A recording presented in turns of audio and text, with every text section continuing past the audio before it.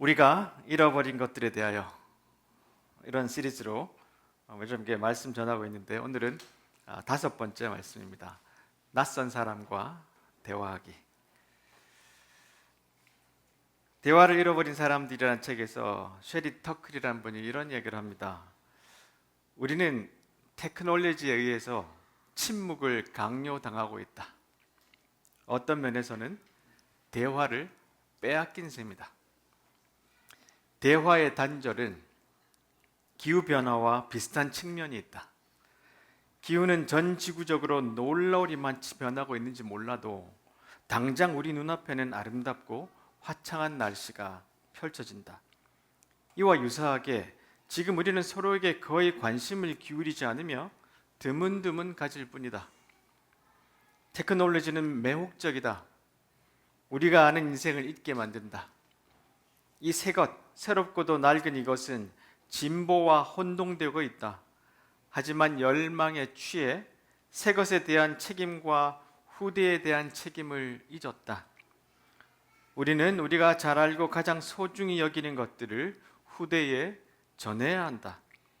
다음 세대에게 우리의 경험과 우리의 역사를 이야기하면서 우리가 잘한 것과 잘못한 것을 공유해야 한다. 요즘 시대 우리가 대화를 잊어버리고 사는 것 우리가 절감하죠. 그리고 특별히 그 가운데 낯선 사람과 대화하는 것은 더 힘듭니다. 혹시 여러분 최근에 낯선 사람과 말 걸어 보신 적이나 대화해 보신 적 기억이 있으신가요? 쉽지 않은 그런 시대를 우리가 살아갑니다. 그래서 오늘 말씀은 룻기 2장으로 중심으로 해서 우리가 잃어버린 것들, 대화하는 법, 낯선 사람에게 말 거는 것, 특별히 이것은 그리스도인들에게 중요한 기술입니다. 이것에 대해서 한번 묵상해 보려고 합니다. 밀레가 그린 이제 룻이 보아스를 만나는 장면 그림인데요. 여러분 이 배경은 이렇습니다. 사사 시대에 아마 기원전 11세기에서 12세기 사이 베들레헴 유대 지방에 큰 흉년이 들었습니다. 그래서 근처에 있는 모압 땅으로 나옴이라는 가족이 남편과 그리고 아들 둘을 둔 나오미가 이주를 합니다. 근데 거기서 불행하게도 남편과 두 아들을 잃게 됩니다.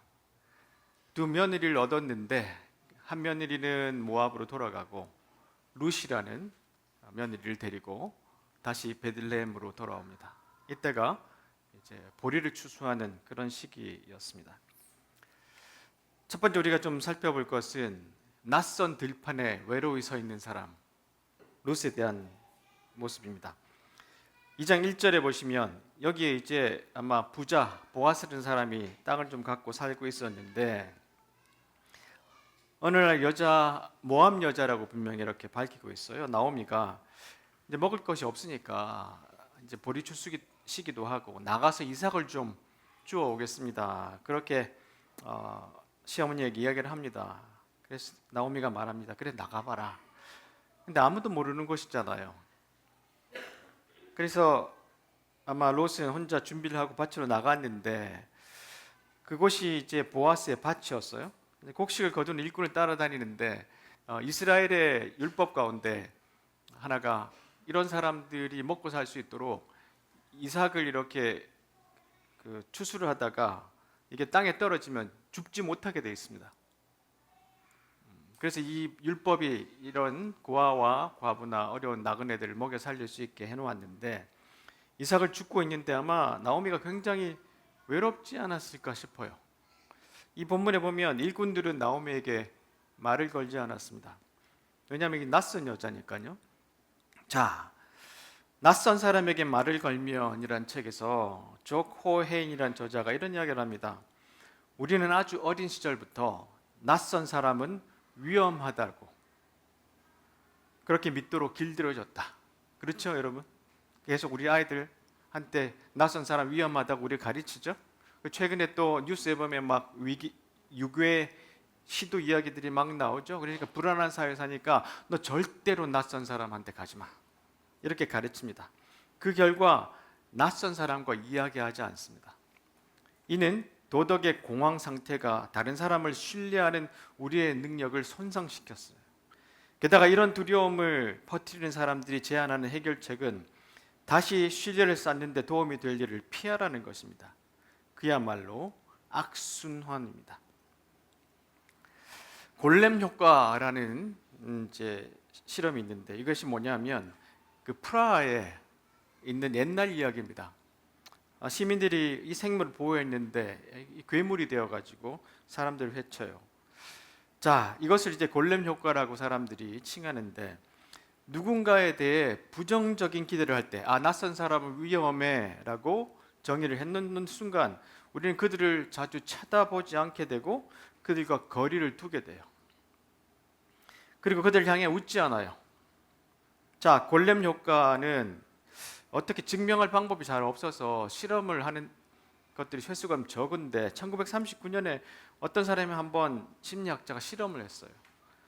20명의 고아를 두고 한 그룹에게는 너희들은 아주 발음이 좋은 훌륭한 연사가 될 것이라고 계속해서 가르쳤고 다른 그룹에게는 말 더듬이가 될 운명이라고 말했는데 나중에 결과가 어떤 사람은 평생 언어장애를 겪게 됐어요. 그러니까 누구에게 딱지를 붙여놓고 계속 이야기하면 점점점 그렇게 된다는 거예요. 그러니까 낯선 사람은 위험하다 계속 이렇게 이야기하면 우리는 그 사람들 보지 않을 뿐만 아니라 그 사람들과는 관계하지 않으려고 해요. 이것이 사회 전체에 있는데 여러분 통계를 보면 유괴가 발생하거나 아니면 이것으로 인해서 범죄가 벌어지는 거의 90%가 지인들에게서 일어납니다. 낯선 사람에게서 벌어지는 범죄율은 10%에서 한 13% 정도 돼요. 그러니까 우리가 통계에서만 봐도 그렇지 않은데 뉴스나 이런 수많은 다른 회자되는 이야기에서 이 낯선 사람은 경계해야 된다. 이것을 계속해서 퍼뜨리다 보니까 낯선 사람에게 말을 걸지 않는 문화가 생겨버렸어요. 근데 이걸 가장 좋아하는 사람들이 독재자들이랍니다. 계속해서 사람들을 분리시키는 것. 자, 이제 조 코헨이 계속해서 이 말에 대해서 연구하고 설명을 하는데 보세요. 낯선 이들은 겉으로는 친절해 보여도 혼돈과 배신을 불러오고 우리의 도덕과 심지어 신체까지 오염시키는 원인이라는 두려움은 난민들, 우리 그렇게 이야기하잖아요. 오랫동안 이 역사에 있었는데 그 두려움은 수렵 채집 시대부터 마을, 도시, 국가의 출현 시대 그리고 낯선 사람을 광적으로 위험하게 여기는 히스테리가 나타났던 1980년대를 거쳐 이 일론 머스크가 문제인데요. 지하철 승객들을 누군가 한 명은 연쇄살인범일지도 모를 무작위의 낯선 사람들 이렇게 칭했습니다. 그리고 2018년에 미국의 부유한 지역인 조지아주 해리스 카운티의 보안관이 조지아주 해리스 카운티에 오신 걸 환영합니다. 우리 시민들은 총기를 숨기고 있습니다. 살인을 저지르면 살해당할 것입니다. 우리 카운티에는 교도소 한 곳과 묘지 356기가 있습니다. 즐거운 여행 되십시오. 미국에는 법이 있습니다. 트레스패싱이라고 내 마당을 지나가면 쏴 죽여도 되는 텍사스에 이런 법들이 옛날에 존재했었어요. 낯선 사람들이 이렇게 이제 계속 경계하고 나쁜 사람이라고 낙인 찍고 하는 이런 분위기들이 사회에 팽배하다 보니까 우리는 좀처럼 낯선 사람들과 대화하지 않습니다. 근데 또 다른 이유가 있는데 예의 바른 무관심. 여러분 대화하지 않는 이유가 말을 걷는 게 좀 예의 바르지 않다 그렇게 생각하는 분들이 계시잖아요. 우리는 엘리베이터 타면 어떻게 합니까 다들? 아니면 요즘은 저희 집이 좀 오래된 아파트인데 최근에 벽에 스크린이 다 붙었어요. 근데 거기에 뭐 나옵니까? 광고가 나옵니다. 다 그것만 쳐다봅니다. 자, 이렇게 되다 보니까 이제 도시에 사는 사람들은 말을 안 걸어주는 것 이것이 예의 바르다고 생각하는데 사실은 그렇지 않다는 거예요. 이게 사회적 유리 현상을 만들어낸다는 거예요. 다들 여러분 뭐 끼고 다니죠 요즘? 귀에다가 이어폰 꽂고 이거 들고 다니면서 말 걸지 마라 라고 하는 것이 우리의 어떤 이 몸에 배어있는 어떤 표현이 되어버렸어요. 자, 그러다 보니까 경험의 멸종이라는 책에서 이런 이야기를 합니다. 공통의 기반이 공유하는 물리적인 공간이 아닌 네트워크로 연결된 제품이라는 생각을 강화하고, 사람들이 공적 공간에서 낯선 사람과 실제적인 상호작용을 하지 않는 세상을 받아들인다. 이게 뭐냐면, 조금 전에 말씀드린 것처럼 공적 공간이라고 하면, 예를 들면 우리가 어떤 광장이나 시장이나 이런 데 갔어요. 그럼 사람들은 길을 다닐 때 예전에는 다가오는 사람들 쳐다보고 피해가고, 이렇게 이제 아주 자연스럽게 어떤 사람들의 가는 통로가 정해졌다는 거예요. 근데 요즘은 사람들이 그 중에 이렇게 가는 사람들이 있기 때문에 부딪히기도 하고, 그래서 위에서 쳐다보면 사람들이 전혀 이렇게 잘 어울리지 않는 현상들이 계속해서 나타난다는 거예요. 어디나. 그러니까 이런 공적인 공간이 다들 사적인 행동을 하느라 파괴되고 있다는 겁니다. 충분히 많은 사람이 이어폰을 착용하거나 휴대폰을 보고 있다면 타인과 물리적으로 가까이 있더라도 더는 그들과 상호작용을 하거나 연결감을 공유해야 한다는 기대를 갖지 않는다. 이걸 끼고 있고 핸드폰을 보고 있으면 이제 상호작용을 하지 않겠다는 뜻이에요. 이로써 분산된 공공광장, 서로를 무시하고 어디에도 있지 않으려는 사람들로 가득 찬 원자화된 공공광장이 만들어진다. 큰 광장에서 사람들이 만나서 인사하고 서로 대화하고, 모르는 사람과 함께 낯선 사람과 함께 눈빛을 교환하고, 이런 시대가 지나가고, 이 모든 세상이 점점 원자화된, 다 개인으로 찢어진, 고립된 그런 세상이 돼버렸다는 거예요. 그래서 낯선 사람에게 말을 잘 안 거는 시대. 이렇게 이제 외로운 사람들이 여기저기에 다 서 있는데, 사실 우리 모두가 다 낯선 사람이라는 것을 기억해야 한다는 것입니다. 자, 두 번째로, 관심은 타인에게 주는 가장 큰 선물이라고 합니다. 자, 보아스가 이제 베들레헴에 왔어요. 아마 딴 데 있다가 돌아온 것 같은데, 일꾼들에게 여호와께서 그들과 함께 계시기를 비내하고 이렇게 인사를 하니까 이제 일꾼들도 인사를 합니다. 그러다 보니까 한 여인이 보였어요. 저 여자는 어느 집 여자인가? 그 종이 대답합니다. 나오미와 함께 모압에서 온 모압 여자입니다. 그리고 땅에 떨어진 이삭을 좀 줍도록 해달라고 해서 그렇게 하고 있습니다. 근데 아침부터 계속해서 이삭을 줍고 있어요. 쉬지 않고. 이런 대답을 듣습니다. 이제 보아스가 관심을 이렇게 보여주죠. 자, 그런데 일반적으로는 우리가 관심을 잘 안 가지는데, 영국 사람들의 특성을 보니까 이 사람들이 냉정함이 특징이래요. 영국에 이민 온 게오르게 미켓이라는 헝가리인이 1940년부터 70년대까지 영국인이 되는 법에 대한 책을 썼어요. 근데 섬뜩한 내용이 있습니다. 1950년대 후반에 한 남자가 미들랜드에서 살인을 저질렀다. 그 범죄 현장 근처에 피범벅이 된 남자가 나타나 50여 명의 승객이 탄 버스에 올랐다. 근데 단 한 명의 승객도 남자에게 무슨 일이 있는지 굳이 묻지 않는다. 그들은 진정한 영국인으로서 남의 일에 간섭하지 않았다. 누군가가 베어낸 희생자의 머리통을 옆구리에 끼고 있더라도 상황은 달라지지 않았을 것이다. 누가 뭘 들고 있든 그건 그 사람 일이다. 이 정도로 남의 일에 관심을 가지지 않는 문화, 그것이 팽배한데 우리도 뭐 크게 다르진 않을 것 같습니다. 사람을 안다는 것에서 데이비드 브룩스가 이렇게 말합니다. 다른 사람들의 마음속에 일어난 일을 가르치는 인문학은 쪼그라들었다. 우리가 책을 읽을 때, 소설 같은 걸 읽으면 다른 사람들의 마음에 어떤 마음들이 생긴지를 잘 알 수 있습니다. 근데 이게 점점점 그런 일이 없어져 버리고 말았어요. 소셜미디어에서 보내는 시간은 이런 기술들을 배우는 데 도움이 되지 않는다. 소셜미디어는 신뢰, 배려, 애정을 쌓는 몸짓을 굳이 따로 하지 않아도 자신이 사회적 접촉을 하고 있다는 착각을 하게 만든다. 자극이 친밀감을 대신하는 소셜미디어 세상은 섣부른 판단이 넘쳐나고 이해하는 마음은 그 어디에도 없다. 그러니까 남에게 관심을 좀 두고자 하는 마음들이 점점점 없어진 세상에 살고 있는데, 어떤 분이 이걸 하나 포스팅했어요. 자기 앞집에 사는 사람이 자기 앞에 이렇게 메모를 붙였는데, 앞집 문 열리는 소리가 들리거나 인기척이 있으면 조금 기다렸다 나와주세요. 이 정도는 서로 지켜야 할 암묵적인 룰이라고 생각합니다. 이거 우리 집 앞에 붙어 있다 그러면 어떤 생각이 들까? 이런 생각이 좀 들었어요. 이게 암묵적인 룰인지 모르겠습니다만 이런 세상에 살고 그것이 앞집이 이웃이 아니라는 생각을 갖고 살아가고 있습니다. 조 코에이는 이어서 이런 말을 하는데요.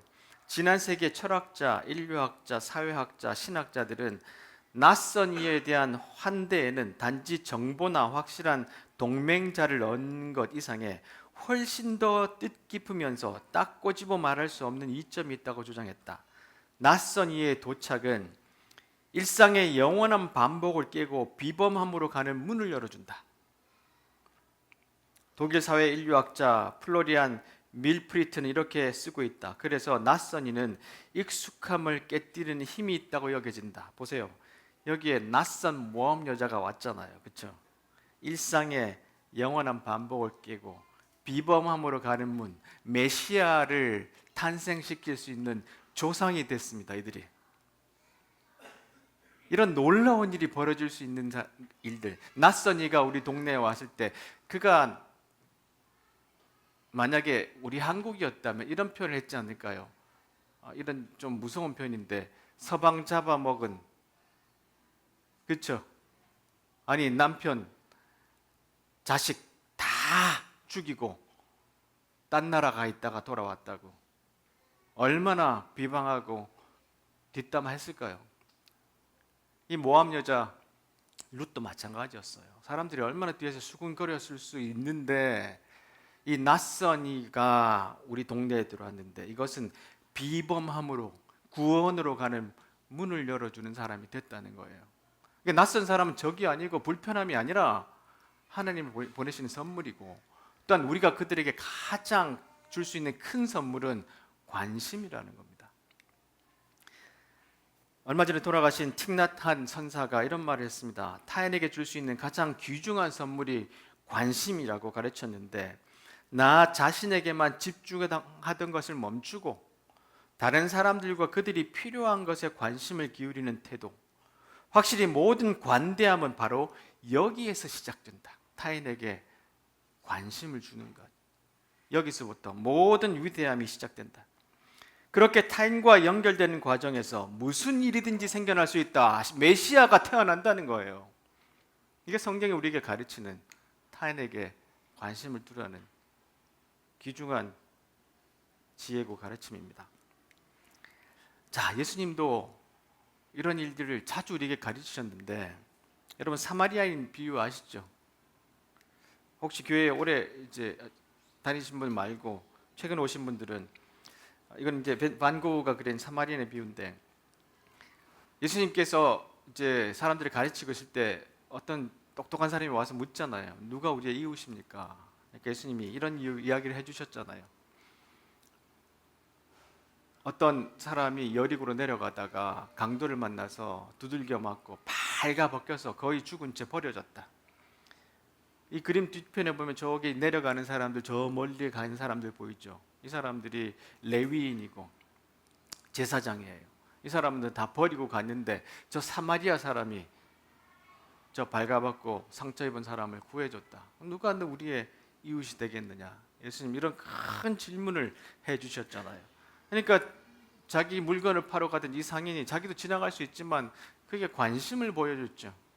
예수님 이 말씀 우리에게 아주 크게 들려주셨어요. 그래서 조 코에는 이 말씀을 갖다가 이런 설명을 해줍니다. 예수님은 예루살렘에 도착해 급진적 복음을 전하기 시작했다. 이 복음은 세 가지를 이야기했다. 삶은 끔찍하고 신만이 답이며 낯선 이들로 가득하고 부족 갈등으로 분열된 세상에서 살아갈 방법이 필요하다. 이 사마리아인이 부족 갈등을 지금 유대인과 겪고 있잖아요. 자, 이는 단지 게리 같은 거류 외국인만이 아니라 이웃을 사랑하라는 뜻이다. 이런 생각은 유대인의 율법에 기초했지만 모든 사람을 포함하는 것으로 확대됐다.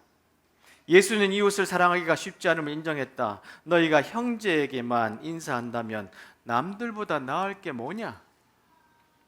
나을 게 없다. 우리의 가족, 부족, 이웃을 돌보기란 그다지 어렵지 않다. 하지만 낯선이, 죄지은이 따돌림 받는 일을 돌보려면 노력이 필요하다.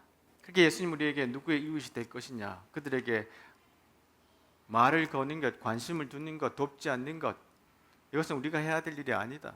그것은 죄인들이 할 일이고, 특별히 그리스도인들은 주님이 하신 것처럼 남들에게 관심을 둬야 된다, 이 말씀을 하시죠.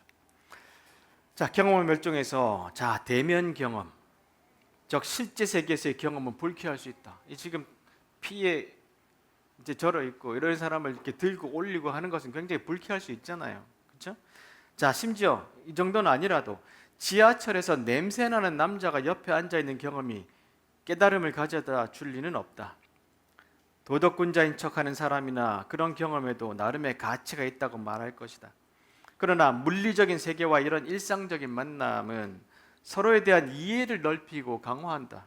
거기에 마음을 열어야 놀라움, 불쾌, 불편, 그리고 뜻밖의 상호작용이 발생할 수 있기 때문이다. 관심을 가지면 불편해요. 프랑스 철학자 시몬 베요가 말하기를 관심은 가장 희귀하고 순수한 형태의 관대함이다. 물리적으로 구현된 존재로서 서로에게 관심을 보이는 것, 즉 같은 공기를 마시고 말로 하지 않는 서로의 감정을 느끼고 서로의 얼굴을 보고 서로의 몸짓에 공감하는 것은 우리를 인간답게 만드는 핵심 요소다. 다른 사람에게 관심을 주려면 그의 물리적 존재에 시간을 할애해야만 한다. 자, 이 일을 실천하고 있는 사람을 한 사람 소개해 보겠는데요. 2015년에 조슈아 쿰스테이라는 런던의 한 미용사가 길을 가다가 조금씩 자주 보던 노숙자를 마주쳤어요. 근데 늘 모른 채 할 수도 있는데 이 조슈아가 그 사람에게 어떻게 지나냐 그러면서 인사를 하고 난 다음에 보니까 자기 가방에 바리깡과 가위가 들어 있었어요. 그래서 그 자리에서 초췌한 노숙자에게 공짜로 머리를 깎아주겠다고 해서 이제 깎아주면서 이것이 나중에 이제 아주 커졌어요. 그래서 이 책을 썼는데 대가를 바라지 말고 뭐든 해라. 이 책에서 이제 영어로는 Do Something for Nothing 이런 책이에요. 머리를 깎는 동안 그가 내게 살아온 이야기를 들려줬다. 머리를 깎아준 게 아니라 대화가 시작된 거예요. 우리는 마음이 통했고 금세 친해졌다. 그날의 경험에 공유된 조슈아는 틈만 나면 런던 거리로 나가서 노숙자들에게 머리를 깎아주겠다고 제안했다. 급기야 거리에서 시간을 더 보내기 위해 미용실 업무를 파트타임으로 돌렸다.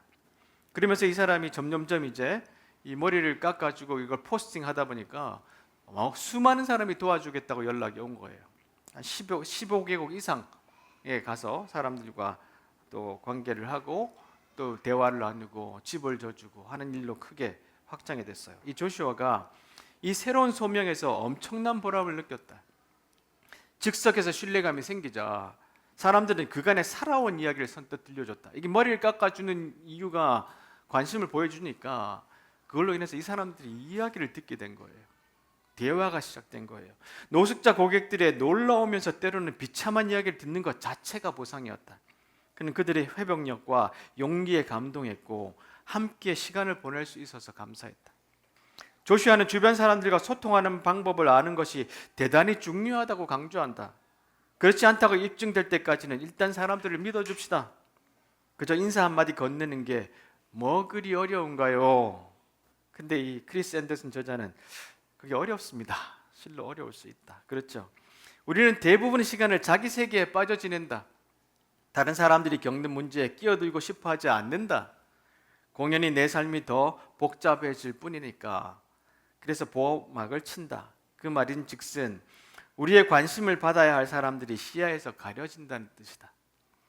관심이라는 관대함은 조금 불편하더라도 그런 보호막을 거두고 시간을 들여 다른 사람에게 마음을 쓰는 데서 오는 리스크를 기꺼이 감수하는 것이다. 이렇게 말합니다. 데이비드 브룩스도 비슷한 류의 이야기를 하는데요.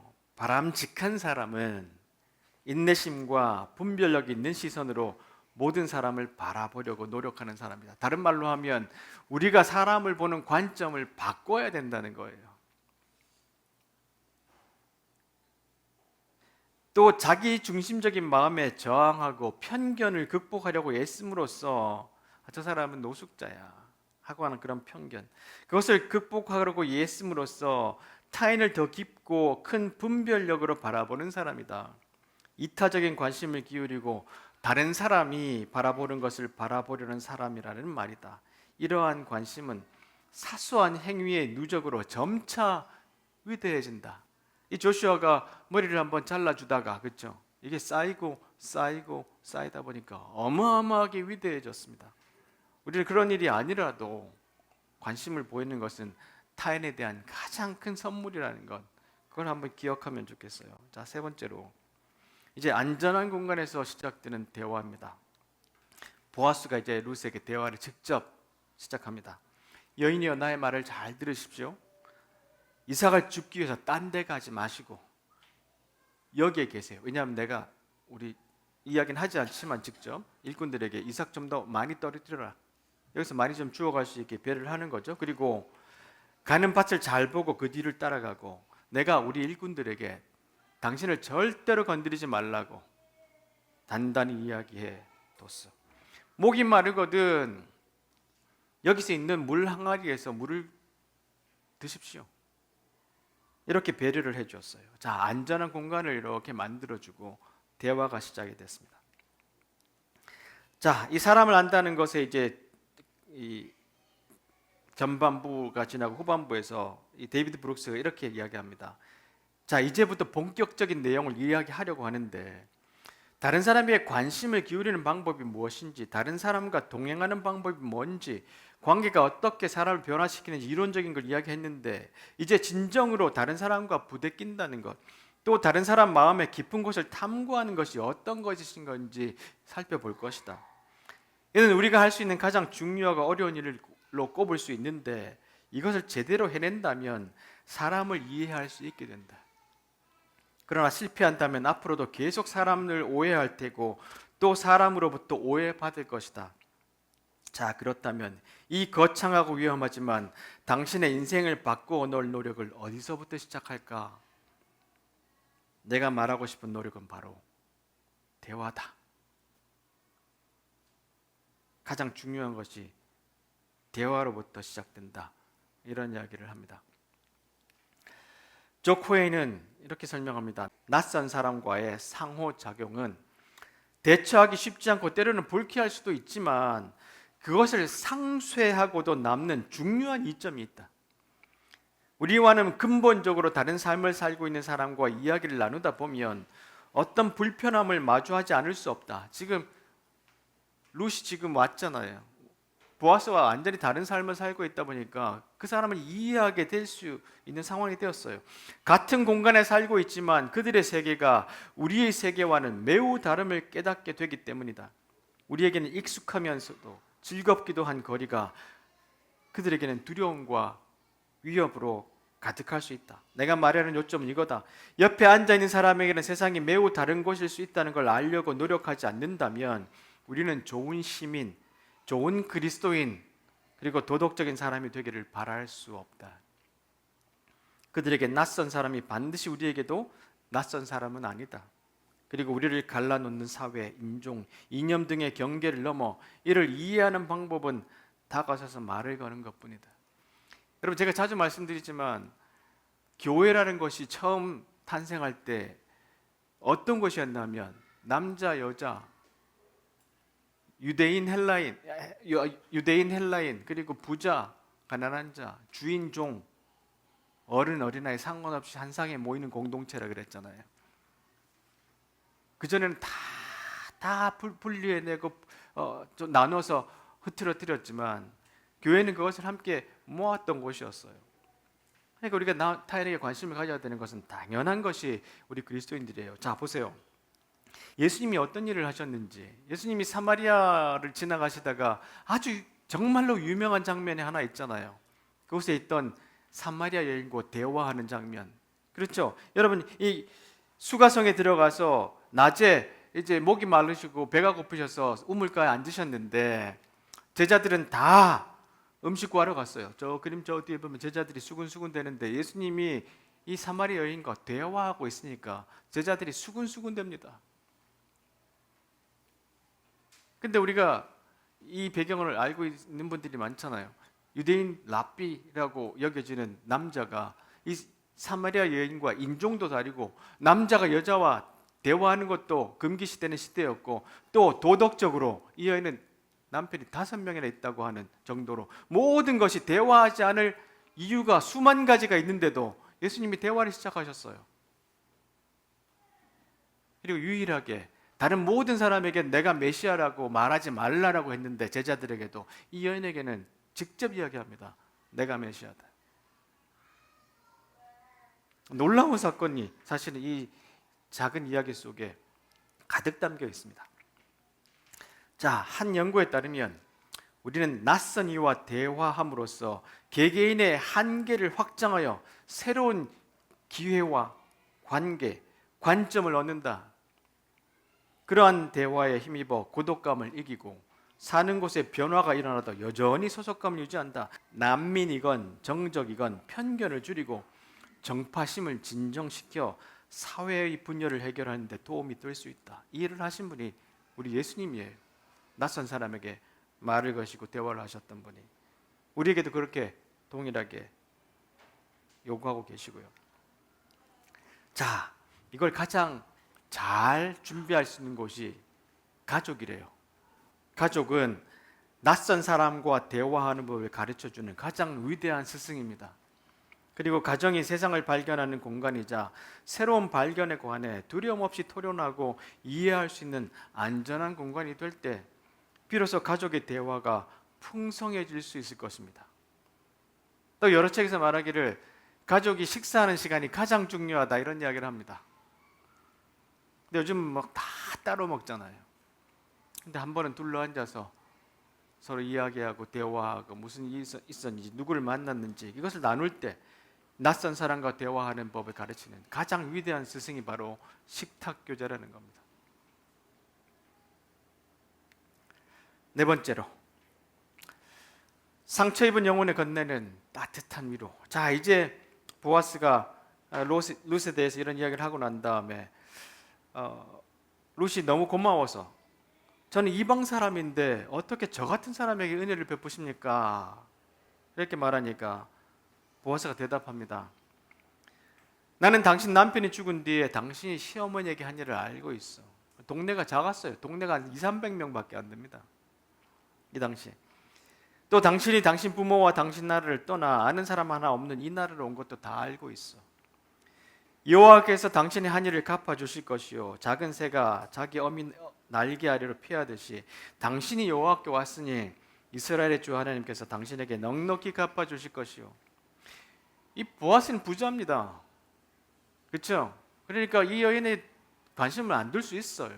그리고 그냥 선심 베푸듯이 이삭이나 주다 가십시오. 내가 이렇게 선심을 썼으니 하고 갈 수도 있는데 얼마나 따뜻한 마음으로 이렇게 위로해 주는지 몰라요. 당신이 아는 사람 하나 없는 이 나라에 왔는데 작은 새가 자기 어미 날개 아래 피하듯이 여호와께 왔으니 하나님께서 당신에게 넉넉히 갚아줄 것이요. 그러자 룻이 대답합니다. 나의 주여, 당신께 은총을 입기 바랍니다. 저는 당신 종들 중에 하나와 같습니다. 그런데도 당신은 이렇게 종의 마음을 위로해 주는 말씀을 해 주셨습니다. 이렇게 따뜻한 말로 이 이방인 낯선 자를 위로해 주고 이 사람이 이곳에서 살 수 있도록 또 길을 만들어 주는 역할까지 잘 해 주는 것입니다. 데이비드 브룩스가 사람을 안다는 것에서 이런 이야기를 하는데 누군가를 잘 알고 싶다면 자기 앞에 있는 사람을 이 세상에 유일무이한 존재로 봐야 한다. 아, 저 이방에 있다가 그냥 온 사람 이것이 아니라 자기 시어머니에게 어떤 마음을 하고 또 이 나라에 올 때 어떤 이야기를 했었고 이 자리에서 또 시어머니를 모시기 위해서 어떻게 하고 있는지를 잘 보고 관찰했던 이 보아스의 그런 행동을 여기서 좀 적용하고 싶어요. 유일무이한 존재로 이 사람을 봐주고 여기에 한 가지 조건이 더 붙는데 그 사람이 속한 집단의 일원으로 바라봐야 된다. 우리 동네에 온 사람이에요. 이방인이 아니라 낯선 자가 아니라. 그리고 그들의 사회적 위치도 알아야 한다. 어떤 사람은 내부자고 어떤 사람은 외부자인 이유나 과정, 어떤 사람은 사회의 꼭대기에 있고 어떤 사람은 밑바닥이나 가장자리로 밀려나 소외된 이유나 과정을 알아야 한다. 지금 보아스가 룻이 어떤 상황에 있는지를 잘 알고 있잖아요. 이 데이비드 브룩스가 말하는 것처럼 왜 가장 이 밑바닥에 와 있는지, 왜 밀려나 있는지, 왜 소외되어 있는지 이것을 잘 알고 있습니다. 왜냐하면 깊이 관심을 가지고 사람을 바라보는 눈을 갖고 있었어요, 보아스가. 자, 조 코엔이 기독교에 대한 이야기를 한 문단 설명을 좀 했는데요. 그리스도의 죽음 후에 교회가 거둔 성공의 발판은 낯선 이에 대한 돌봄이었다. 초기 기독교인들은 사회복지가 대부분 부족한 제국안에 축소판 복지국가를 만들었다. 역사가 폴 존스는 이렇게 쓰고 있다. 362년 율리아누스 황제는 기독교인들이 낯선 이들에게 자비를 베풀어 로마가 나쁘게 보이게 만든다고 불평하는 편지를 썼다. 기독교인들이 얼마나 사람들 잘 도와줬으면 자기들 안 돕는 사람들이 얼마나 나쁜 사람인가 오히려 그렇게 느껴졌대요. 황제는 다른 편지에 이렇게 썼다. 불손한 갈릴리 사람들은 그들의 가난한 이들뿐만 아니라 우리의 가난한 이들을 또한 돕고 있는데 우리가 이들을 충분히 돕지 않는다는 것은 모두가 아는 사실이요. 불손한 기독교인들, 갈릴리 사람들. 율리아누스는 380년 로마 제국이 기독교를 국교로 삼기 전 로마의 마지막 비기독교인 황제였다. 그러니까 갑자기 기독교인들을 박해하고 멸시하던 로마가 기독교를 국교로 인정하게 된 게 아니라 이런 모든 현상들이 로마 사회에 깊이 퍼져갔기 때문에 그들이 받아들일 수밖에 없었던 것 같아요. 자, 말씀을 맺겠습니다. 자, 이 모든 설명과 이야기를 종합해서 우리가 낯선 사람에게 말 거는 거 참 쉽지 않아요. 불편을 감수해야 되기도 하고 어떨 때는 이상한 눈으로 보여지기도 하고 아니면 실제로는 불편한 일들을 행해야 되는 것이기도 하고 요즘 이제 외국인들이 많이 오잖아요. 지난번에 제가 버스를 타고 여기 광화문으로 가는데 거기 시위가 있어가지고 갑자기 버스를 돌려야 되는 상황이 됐어요. 내리는데 보니까 외국인 앞에 두 사람이 있어요. 당황합니다. 이게 무슨 상황이지? 지금 시위가 있으니 여기서 다른 버스를 타야 됩니다. 그리고 내리고 제가 그분들을 이렇게 한 두 정거장을 걸어서 타는 곳에서 모셔드리고 저는 제 길로 왔어요. 물론 시간을 좀 드려야 되기도 하고 근데 이 사람들은 낯선 사람이고 다시 볼 사람들이 아니잖아요.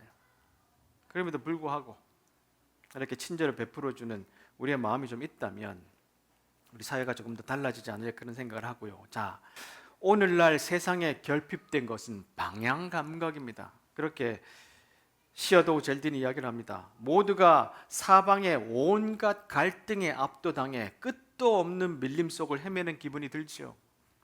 누군가는 이 막막한 어둠을 걷어내기 위한 대화를 시작할 수 있기를, 이런 대화를 통해 평등을 이루고 용기를 내고 낯선 사람에게 마음을 열고 일의 세계를 새롭게 창조하여 더 이상 종잡을 수 없는 말들이나 직업의 권태로 인해 고립되지 않기를 희망합니다. 르네상스 시대를 현대에 다시 구현할 수는 없겠지요. 그러나 역사를 되돌릴 수는 없어도 그와 비슷한 시대, 우리에게 어울리는 시대를 만들어 나갈 수는 있습니다. 이것이 제가 새로운 대화의 시대라고 일컫는 시대입니다. 그러니까 방향을 다시 한번 되돌리자 이런 이야기인데 우리가 다시 한번 이 말씀 우리에게 적용한다면 우리는 기독교인이잖아요. 요즘 우리가 전도 잘 안 하잖아요. 남에게 모르는 사람에게 가서 예수 믿으십시오. 못하죠. 여러 가지 이유가 있습니다. 그렇죠. 근데 그렇게 하지 않더라도 따뜻한 위로의 한마디, 관심, 배려, 낯선 자들에게 또 이런 위로가 되는 이야기들을 해줄 수 있는 우리가 되었으면 좋겠습니다.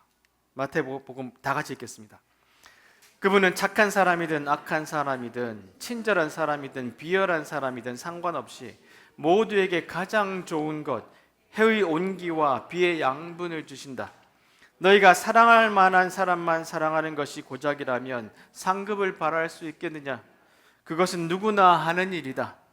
너희가 만일 너희에게 인사하는 사람에게만 겨우 인사한다면 상급을 바랄 수 있겠느냐? 그것은 죄인도 흔히 하는 말이다. 근데 우리는 바람빛 교인 사이에서도 서로 어색해하고 인사하기를 힘들어할 정도로 아주 어려운 상태를 갖고 있는 상황을 우리가 맞이합니다. 또 내가 그렇기도 하고. 근데 이것을 조금씩 벗어나서 낯설고 아니면 조금 덜 만난 사람에게도 관심, 배려, 따뜻한 마음을 전해주는 우리 모두가 되기를 간절히 바랍니다. 기도하겠습니다.